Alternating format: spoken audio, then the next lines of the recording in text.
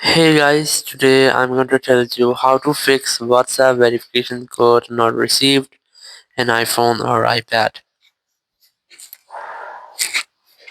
If you are using any iPhone or iPad and you're trying to get code on your WhatsApp and you feel so let's see how can you easily fix the issue.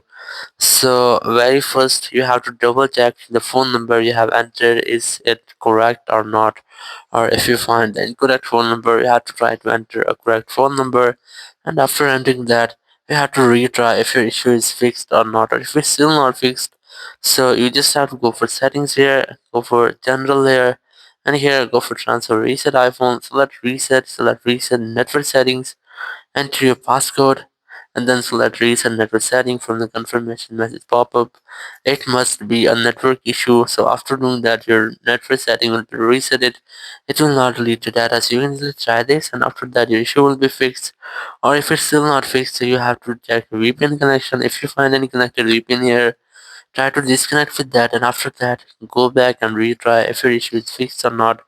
Or if you're still facing the same issue, go for iPhone storage, or you can also try to update your WhatsApp apps. Open App Store and here look for WhatsApp, and you have to make sure that you haven't any pending updates for your WhatsApp app.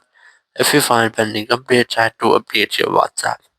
And after updating your WhatsApp, your issue will be fixed. Or you can also try to go for iPhone storage, look for WhatsApp app here, and you have to try to offload your app. It will not delete your app, it will just offload or delete your app and will reinstall. It will not delete your app data, so you can easily try this, and after doing that your issue will be fixed and you will be able to verify yourself using your WhatsApp verification code. Thank you very much for watching the video. Until next video, bye bye.